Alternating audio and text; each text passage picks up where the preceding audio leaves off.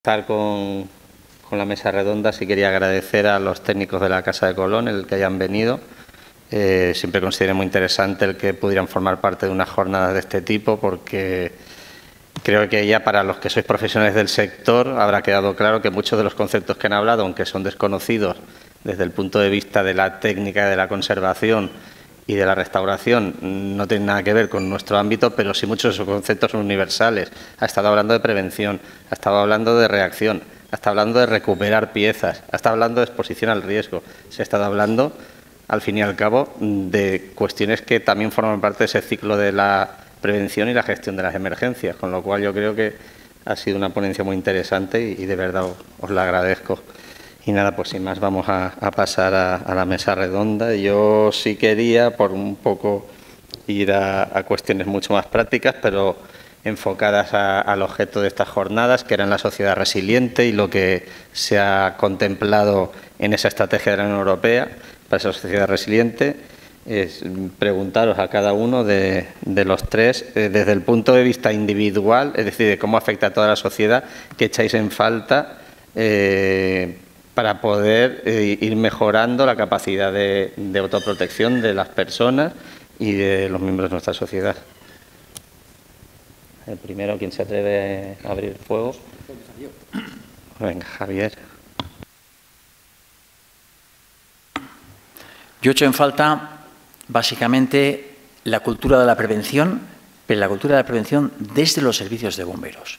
Tenemos unos servicios de bomberos con un planteamiento prácticamente reactivo, que vamos mejorando con el tiempo, medios, instalaciones, personal, formación, pero no somos capaces todavía de emplear esfuerzos y acciones para enseñar a la población cómo tiene que proceder en caso de emergencia. Y eso lo tenemos que hacer los bomberos. Son los que estamos todos los días distribuidos por toda España y creo que nos corresponde a nosotros explicar a la gente que en caso de incendio tiene que cerrar la puerta, qué tiene que hacer, cómo tiene que salir y qué medidas tiene que tomar para que en su casa no haya incendio, que tiene que colocar un detector en su casa y todo ese tipo de cosas es lo que yo he hecho en falta. Y pienso que nuestra grandísima responsabilidad y nuestro grandísimo tema pendiente en todos los servicios de bomberos de España.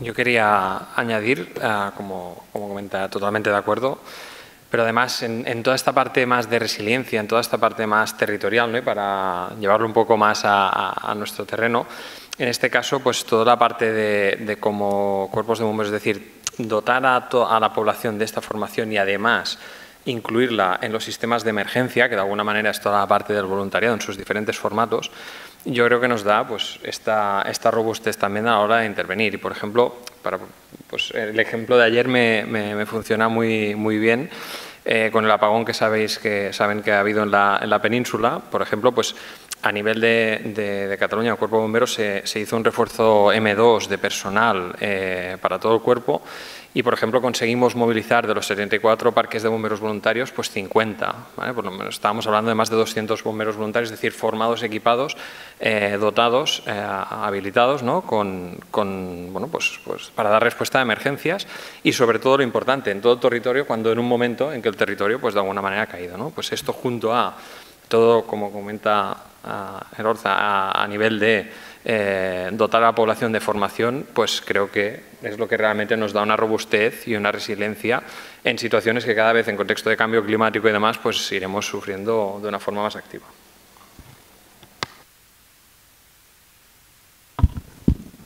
Bueno, pues yo pienso que para la mejora de la resiliencia de la población, evidentemente hay coincidiendo además con mis compañeros de mesa en su enfoque, hay una pata importante que Fátima nos ha hecho una exposición y evidentemente que es la comunicación.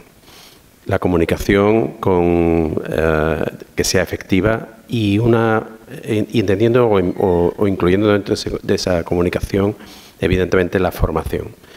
Y que esa formación evidentemente tendría que estar integrada dentro de los planes educativos que actualmente pues no la contemplan. Es decir, echamos en falta ya, esto es algo que se viene hablando, sobre todo incluso la noticia que salió después de la DANA, por la cual el Gobierno hablaba de implantar dentro de los planes educativos pues el tema de actuación ante emergencia a través de los técnicos de emergencia y protección civil, y que evidentemente es una asignatura pendiente.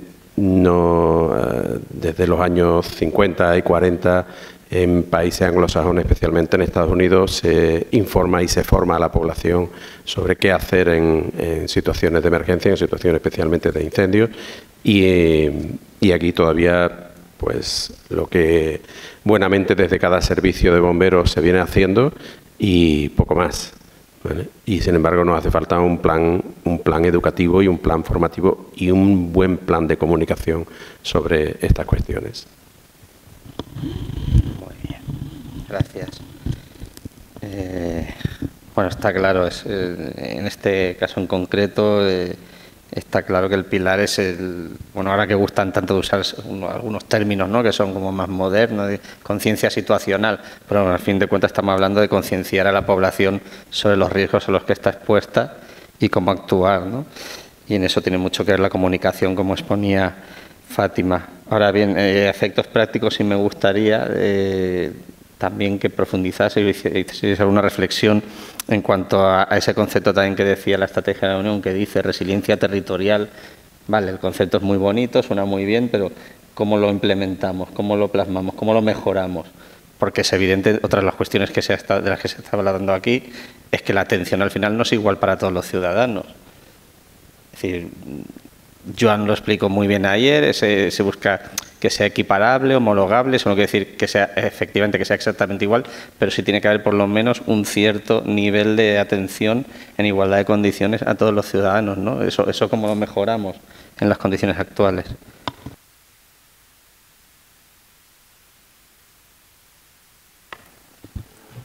Pues yo es que me vuelvo a lo mismo. Al final, los que tienen capacidad de proteger lo suyo y de protegerse a sí mismos son los ciudadanos. Damos por hecho, y ellos dan por hecho, que bueno, que como cada uno... en principio, el ciudadano da por hecho que no va a pasar nada. Ese es el problema. Hay que concienciarlo de que las cosas pasan. Y segundo, nosotros tenemos que ser capaces de trasladarles al ciudadano la información de que cuando pase, qué tiene que hacer y convencerle de que, o sea, de una forma que vea que las cosas pueden pasar, eso se hace con una buena comunicación, y que cuando pase, qué es lo que tienen que hacer. ¿Y cómo llegamos a ese ciudadano? ¿Cómo se lo contamos? Pues, repito, me repito, el bombero que está de guardia por las tardes podría hacer un trabajo excelente explicando a su comunidad qué hacer en caso de ese tipo de situación, en este caso de ese tipo de situación, darle información y dar formación. Y yo creo que una de las claves es esa, el llegar al ciudadano, que en principio para el ciudadano la emergencia es algo que no lo tiene en cuenta. Si tú pones a un ciudadano cuáles son los 20 problemas que tiene en la vida, yo te aseguro que los incendios o los bomberos no aparecen en su listado, no piensan en ello. No es un problema. Entonces hay que, ya que sabemos que de natural no va a salir, tenemos la responsabilidad de contrarrestar esto y intentar que, aunque no llegue a ser una prioridad, por lo menos se lo tengan en cuenta en su vida cotidiana.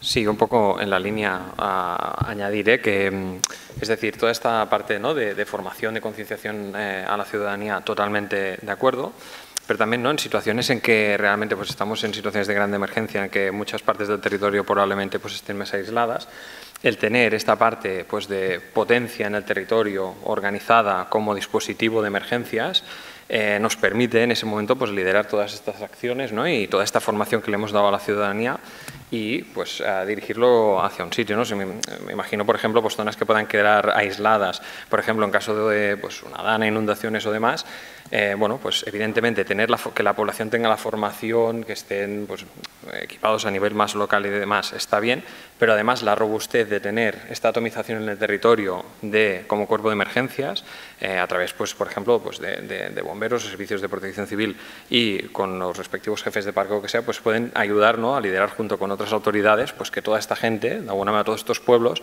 tengan la capacidad pues, de ser robustos y sobrevivir a este aislamiento posible que estarán durante unos días. Bueno, yo pienso que hace falta un reenfoque y una pensada, si valga el término, a nivel tanto político como institucional. Y cuando hablo de institucional me refiero a las administraciones, a los servicios que tienen responsabilidades tanto en el ámbito de extinción de incendios y salvamentos como en el ámbito de la protección civil pura y dura. ¿Y en qué sentido? Pues en el sentido de pensar realmente si tenemos una población con los mismos derechos o con las mismas oportunidades de tener unos mínimos niveles de seguridad frente a emergencias, ¿no? Que, bueno, pues ya simplemente con tanto el estudio que Fran nos presentó ayer como con lo que hemos estado haciendo desde la asociación o estamos haciendo, pues ya vemos que realmente no tenemos una población equiparada en ese sentido, ¿no? Y porque sean menos, ¿nos da igual? No, todo lo contrario.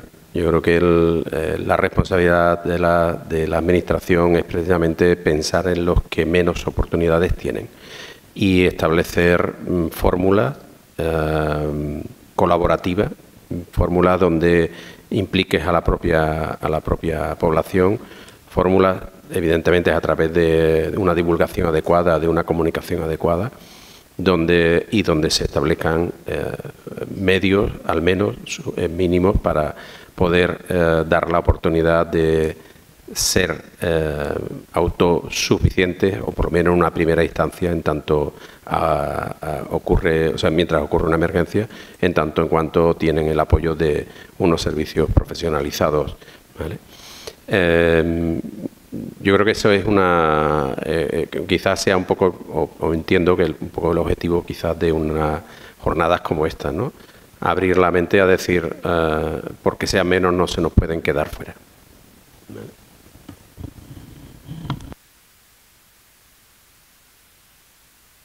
Yo añadiría una cuestión adicional quizá a esto y que es el tema hemos hablado de la concienciación, pero además la concienciación sobre el entorno en el que vivimos. Es decir, Fátima ha explicado, en el caso de Gran Canaria, se podría decir que prácticamente el que no sabe, viviendo en el entorno rural, sobre todo en esas zonas de interfaz, el que no sabe que debe limpiar su vivienda, el entorno de su vivienda, en prevención de los incendios, a día de hoy el que no lo sabe es porque no quiere saberlo. Pero eso es un caso muy concreto. Yo creo que es incluso la excepción dentro de la norma. Entonces, dentro de esa concienciación del ciudadano respecto a su entorno, ya no su autoprotección, sino autoprotegerse, modificando o adaptando su entorno, creo que ahí tenemos una asignatura pendiente bastante grande, porque después de los sucesos de Valencia yo creo que es evidente. En Valencia ha habido inundaciones toda la vida. Históricamente siempre ha habido inundaciones. Y es cierto que el sistema falló, pero una de las cuestiones que ha revelado, y con esto no se trata de culpabilizar mucho a las víctimas, porque la culpa no es de ellos, la responsabilidad no es de ellos, sí es cierto que muchas de las muertes se produjeron por una falta de conocimiento del entorno.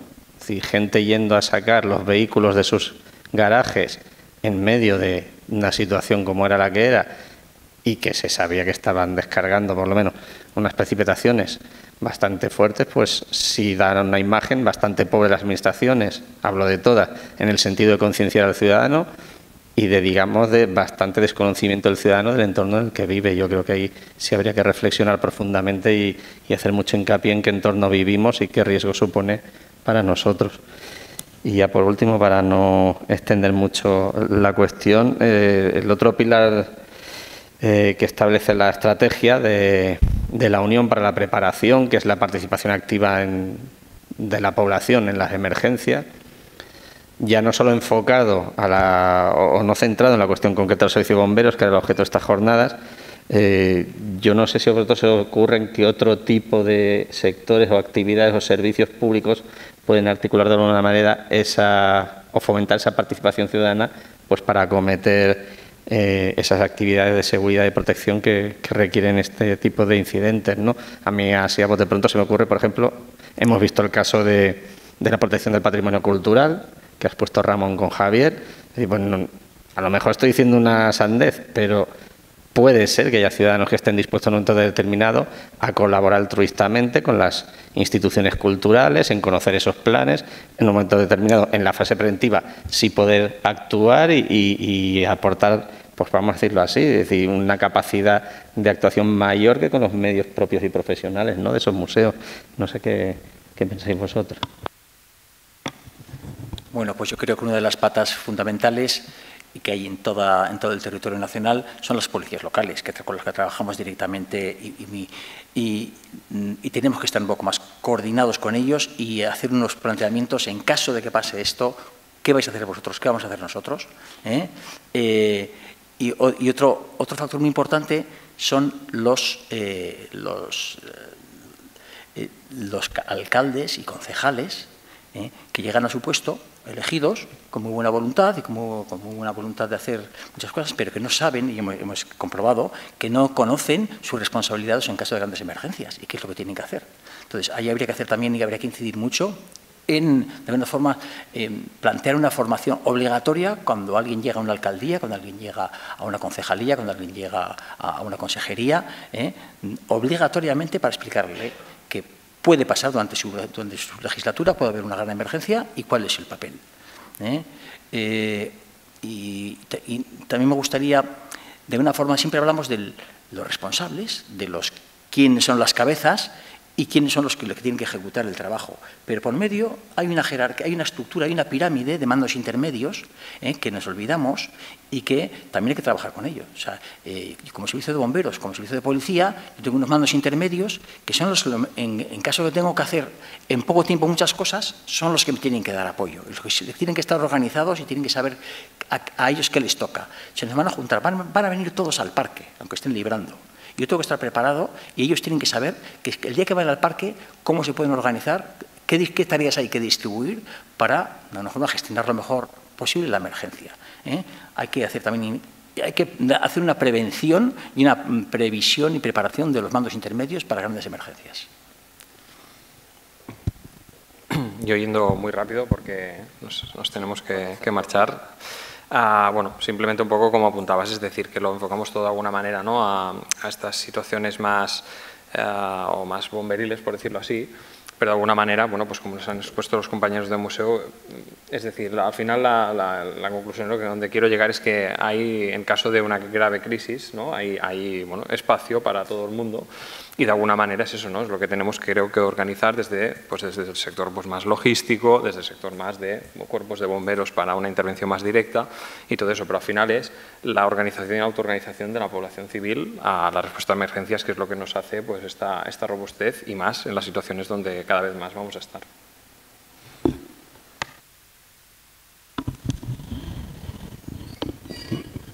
Bueno, se me ocurre un poco en la línea.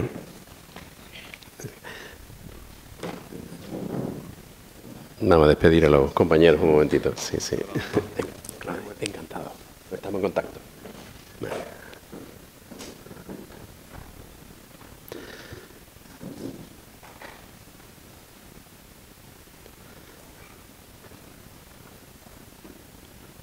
Los vuelos tienen su tiempo y no esperan. Comentaba un poco en esta línea, evidentemente, la posible participación ciudadana a través de otras entidades y demás. Bien apuntaba Javier, evidentemente, la cuestión política y la cuestión de los entes administrativos. Pero se me ocurre que quizás en toda esta conversación de estos 2 días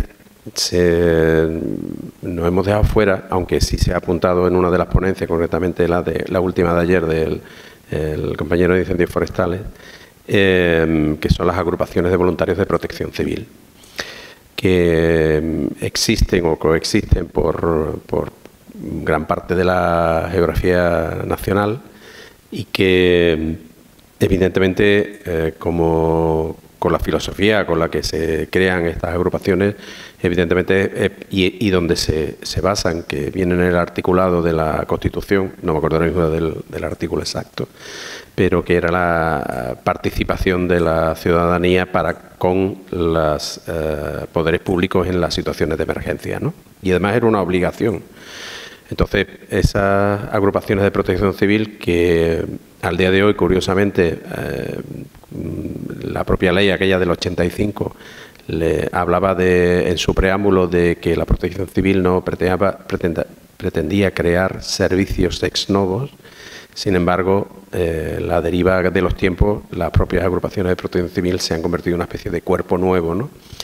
Y que le falta una adecuada integración con los servicios operativos, porque muchas veces funcionan y el desarrollo normativo en las diferentes autonomías pues les ha dado una entidad propia, por eso decía lo de cuerpo nuevo, y les hace falta una adecuada integración con el resto de los servicios operativos, incluso con esas otras entidades como bien has apuntado, por ejemplo, como la conservación del patrimonio o con otras cuestiones. Es decir, darle realmente una versatilidad y utilidad a esa canalización de la participación ciudadana y que hará precisamente que generemos una red de fortaleza social que frente a las emergencias no solo está en los servicios operativos, sino una buena red interconectada a través de esas agrupaciones con la sociedad civil. Muy bien, gracias. Bueno, en lo que se refiere a las agrupaciones, es cierto que por un lado, al final, vamos a hablar claro, a fin de cuentas, la ley ha ido por un lado y la realidad ha ido por otra. Pero es cierto que tenemos una dificultad añadida, por eso creo que los modelos que hay que estudiar son otros, por ejemplo, con los que se han comentado aquí, el modelo de Cataluña o cualquier otro que se nos pueda ocurrir, porque esa propia ley de protección civil, en su artículo 17, dice que los voluntarios de protección civil no son agentes de emergencia. Es más, a efectos de responsabilidades los pone al mismo nivel que un ciudadano que pasa en ese momento por la calle, aun teniendo que es incongruente. Es decir, tenemos las agrupaciones, las preparamos, les enseñamos, pero a efectos de la ley y de su responsabilidad se les pone al mismo nivel que un ciudadano que pasa por la calle en ese momento y lo coge cualquier servicio de emergencia y dice, venga usted aquí y eche una mano con esto. Tiene ese mismo nivel de responsabilidad, con lo cual es incongruente. Entonces, es cierto que por un lado solo hay dos opciones, lo decías tú, un desarrollo normativo que permita asimilar esas agrupaciones de protección civil y su función y darles un sentido mucho mayor y una efectividad mucho mayor en su participación, o derivarlo a algún otro modelo y mantener las agrupaciones de protección civil como están para las funciones que están, que es decir, colaboración y control un poco de, pues bueno, de entornos, espacios, etcétera. Bueno, yo con eso, yo no sé si queréis añadir algo más o todavía si quedan ganas, algún turno de preguntas o algo.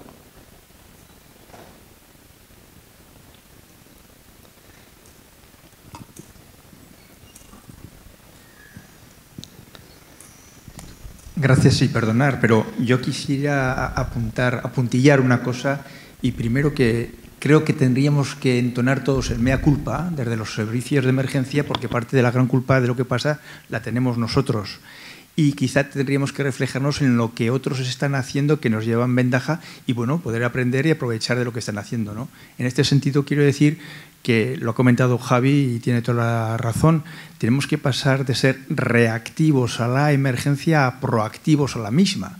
Y yo recuerdo perfectamente, y me agrada que estén aquí los del museo, como Tom Carroll hace ya años, quien fue jefe de bomberos de Oxford y jefe de bomberos de Cambridge, con gran patrimonio histórico y artístico, nos contaba las acciones que llevaban a cabo ellos, los bomberos, cómo estaban formados y preparados para prever actuaciones en los museos, pero no solamente en los museos, porque arte y patrimonio hay en ermitas, en iglesias, en casas, o sea, y eran proactivos a la emergencia, como, por ejemplo, otras actuaciones que también ha comentado ahora Javi, los bomberos van por las casas y colocan detectores de incendio Y hay zonas en las que un bombero es responsable de un entorno concreto para supervisar la seguridad de esa zona y concienciar a la gente. Hay actuaciones que se están llevando en otros sitios proactivas ante la emergencia, y no está el personal esperando a que les llamen, están actuando previamente. Yo creo que ahí teníamos que aprender mucho y actuar más. Bueno, ahí queda. Ya sabemos que eso es la asignatura pendiente. Yo por eso, repito, tenía interés especial en el caso concreto del Museo Casa de Colón, por lo que supone, al igual que, por ejemplo, las cuestiones que ha planteado Iván cuando habló de los planes, la gente con discapacidad. Es decir, esos son precisamente, cada uno en su ámbito de importancia. Obviamente, en un caso estamos hablando de vidas, en otro estamos hablando de patrimonio cultural. Los dos son importantes, cada uno a su nivel, pero los dos sí se caracterizan por algo, es que requieren de una actividad y una acción preventiva muy grande antes de llegar a la emergencia. Lo que comentábamos esta mañana también, la hamburguesa. Es decir, la hamburguesa es gruesa, es enorme, nos la tenemos que comer, pero es que nos preparamos solo para comernos la hamburguesa. Y el pan también importa. La fase preventiva importa, las emergencias. Vamos a ser realistas, no tenemos esos planes de actuación, no hacemos esa labor preventiva de conocer qué patrimonio tenemos que proteger o esas personas con discapacidad. Pero todo forma parte del propio sistema, es decir, no solo los servicios de bomberos tenemos que hacer eso. De ahí la importancia que se base hoy de planes, la importancia de los planes. Los planes no solo que se escriban y se aprueben y se homologuen, que se implementen, que los ayuntamientos hagan su trabajo, que tengan censada a la gente con discapacidad, que tengan localizadas las zonas donde residen esas personas y que los servicios municipales sepan, en caso de emergencia, cómo avisamos a esas personas y cómo les decimos a los servicios de bomberos, les avisamos que hay personas con esa discapacidad en la zona y cómo tienen que actuar. Al final volvemos a un lugar común, pero bueno, aquí se trata precisamente de hacer la crítica constructiva, ser conscientes en primer lugar de ello y empezar a ponerle remedio, ¿no? Pero al final es todo parte de un problema sistémico. Sí, pero como decía Javi antes, en las 24 horas del día hay tiempo para muchas cosas o para más cosas de las que hacemos, ¿no? No solamente nos tenemos que fijar en las obras de arte, que por supuesto, pero están las residencias de ancianos, están las residencias de las personas con problemas de discapacidad. Tenemos cantidad de entornos que tenemos que visitar y supervisar y conocerlos para que si un día ocurre algo, saber cómo actuar. Entonces, ahí tenemos que intentar ser proactivos a las posibles emergencias.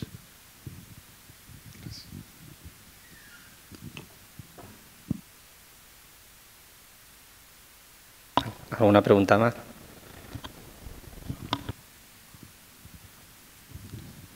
Buenas tardes. Antes comentaba, y lo volviste a repetir, el tema de la hamburguesa. La verdad que está bastante bien el referirse de esa forma.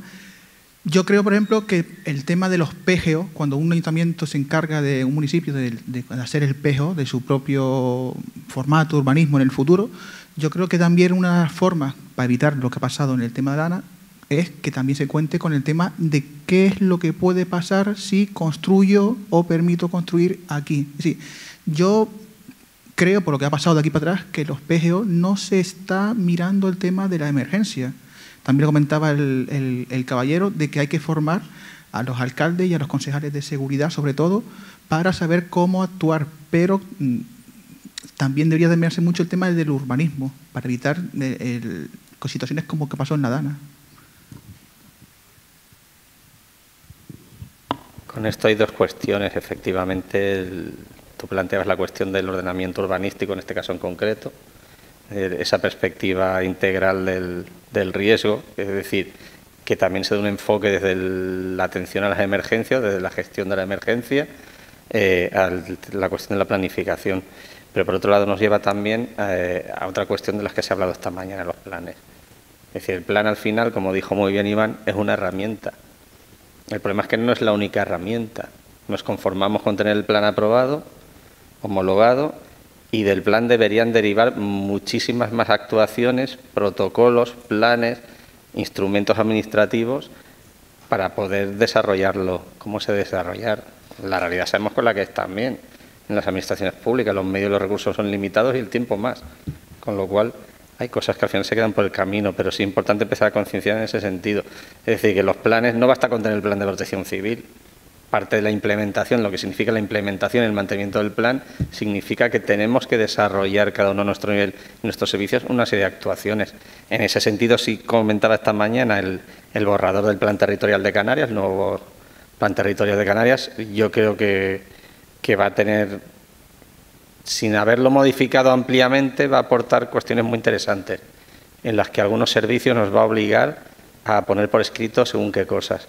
No quiero hacer spoiler, con lo cual habrá que esperar a que lo apruebe el Gobierno de Canarias, pero yo creo que va a sorprender y creo que va a ser novedoso en ese sentido. Bueno, yo un poco en la pregunta que comentaba antes sobre el tiempo que los servicios de bomberos deben dedicar a la parte preventiva y demás, evidentemente ahí hay un vacío.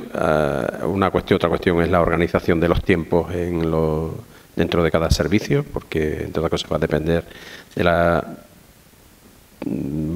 la cantidad de demanda que puedan tener a lo largo de sus jornadas, de sus turnos de guardia. Pero sí que es verdad que hay zonas donde, como comentaba, sobre todo esa zona de ámbito más rural, de ámbito más disperso, con menos densidad de población, donde las demandas son en un número bajo y donde hay servicios profesionales y donde precisamente ahí la población está más desinformada y ahí sí tienen un gran papel y un gran trabajo que realizar los servicios de bomberos en esa parte preventiva, especialmente.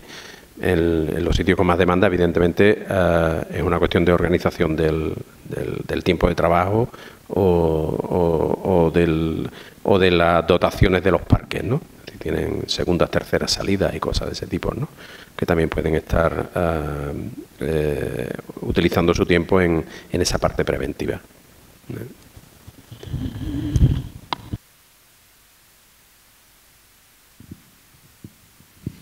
Hola, ¿qué tal? Gracias por el enorme trabajo, Ramírez. La pregunta va para ti, tengo preguntas para todos, pero bueno, sería objeto de otra jornada, la dejamos para el futuro. Y entonces, los bomberos forestales están incluidos en el sistema de protección civil y son parte del sistema de protección civil como los servicios operativos especiales, al igual que el 112 o los sistemas sanitarios, ¿no?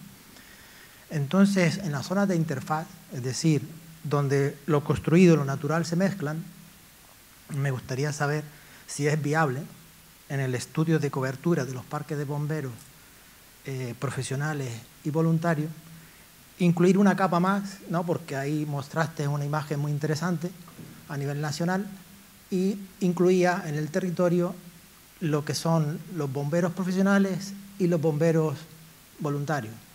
Pero claro, sería interesante incluir una capa más donde sí se incluyeran los bomberos forestales. Y entonces era si se había contemplado esa otra capa.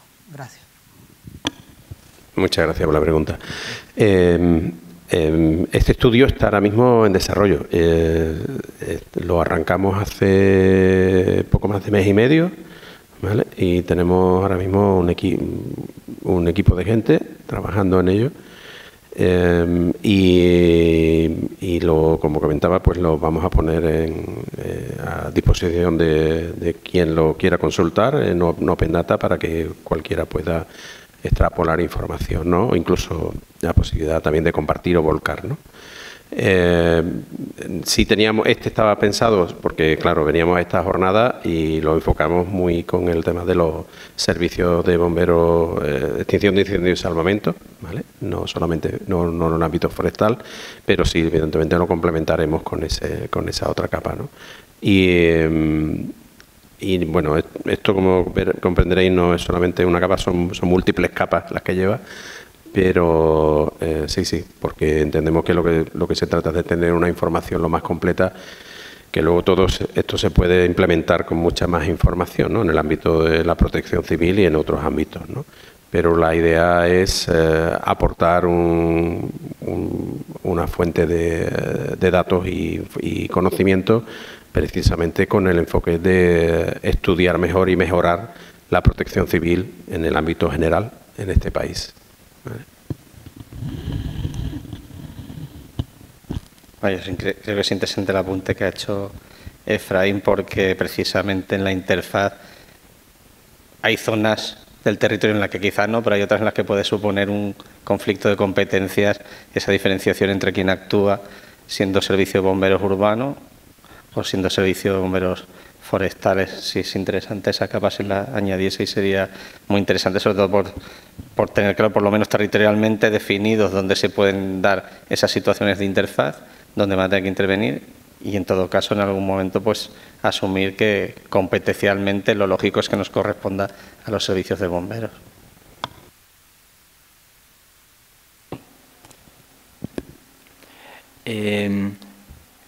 Independientemente de los incendios, y lo hemos visto en el caso de la Dana, yo creo que los bomberos forestales en todo tipo de emergencias también tienen capacidad, porque están organizados, están comunicados y tienen, digamos, más capacidad de intervención que un ciudadano normal. No los podemos obviar. Además, bueno, hay muchos modelos, en toda España hay muchos modelos de bombero forestal. En muchos casos se llaman agentes rurales, no forestal, sino rural. Y yo entiendo que un agente rural es alguien que tiene que estar capacitado también para echar una mano o para responder en caso de vientos, en caso de inundaciones y no solamente en caso de incendios. Entonces, igual habría que hacer más hincapié en la formación y en tener a estos colectivos presentes para cualquier tipo de emergencia, más allá de los incendios forestales, y en los cuales, claro, la parte de interfaz es algo que sí es muy serio y que hay que analizar y distribuir bien las competencias. Pero yo pienso que son un colectivo muy, muy importante, como se ha visto en Valencia, y que podrían aportar mucho si están movilizados a tiempo en cualquier tipo de emergencia. ¿Alguna pregunta más? ¿Alguien quiere añadir algo? Bueno, pues en ese caso yo creo que podemos dar por concluidas las jornadas, y gracias por la asistencia y espero que hayan respondido a lo esperado. Gracias.